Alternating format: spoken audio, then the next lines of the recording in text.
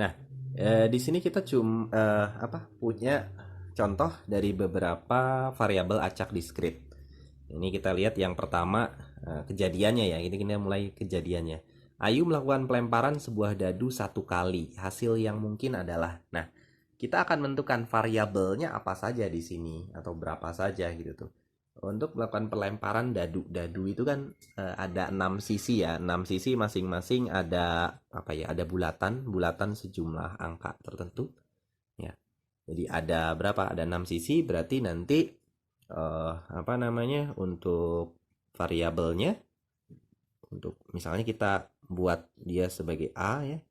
A-nya itu yang mungkin berapa saja? Ada 1, ada 2, ada 3, ada 4, ada 5, ada 6. Nah, ini yang dimaksud dengan variabel acak.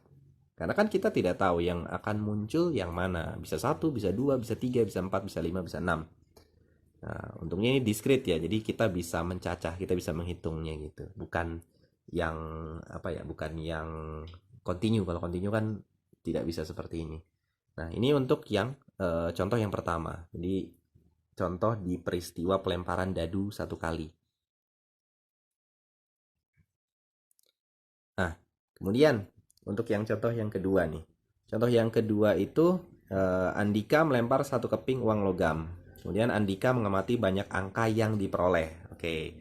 Uang logam itu kan ada 2 sisi ya, ada angka, kemudian ada gambar. Nah, di sini si Andika ini dia cuma mengamatinya untuk yang ini, banyaknya hasil angka. Ya, melempar 1 keping uang logam, banyaknya hasil angka. Jadi kalau misalnya kita lempar nih sekali percobaan, kemungkinan untuk dapat angkanya kemungkinan kan ada bisa angka bisa gambar. Artinya kalau misalnya kita anggap ini sebagai himpunan B, pelemparan itu akan menghasilkan apa saja? 0 dan 1. Kenapa 0 dan 1? 0 itu artinya yang keluar adalah gambar, karena yang diamati kan angka. Karena yang keluarnya gambar, maka variabelnya adalah 0 karena tidak ada si A-nya. Sementara kalau 1 itu ketika dilempar munculnya angka, ya udah berarti dia dapat 1 ya. Nah, ini untuk variabel acak untuk yang kedua.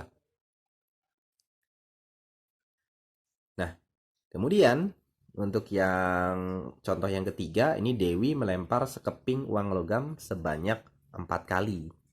Sekeping uang logam sebanyak 4 kali. Nah, untuk yang ketiga ini Dewi melempar sekeping uang logam sebanyak 4 kali ya. Logam itu kan uang tadi ya. Uang logam itu kan ada angka, ada gambar ya. Ini secara umum kalau di Indonesia biasanya Garuda dan nilainya berapa ratus gitu misalnya kan. Nah, ini ada 2 kemungkinan kan. Berarti ada bisa yang keluarnya adalah angka, bisa jadi yang keluarnya adalah gambar.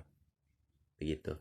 Nah, ketika kita lempar ya, ketika kita lempar ini akan menghasilkan, kita sebut X lah, X1 kemudian X2.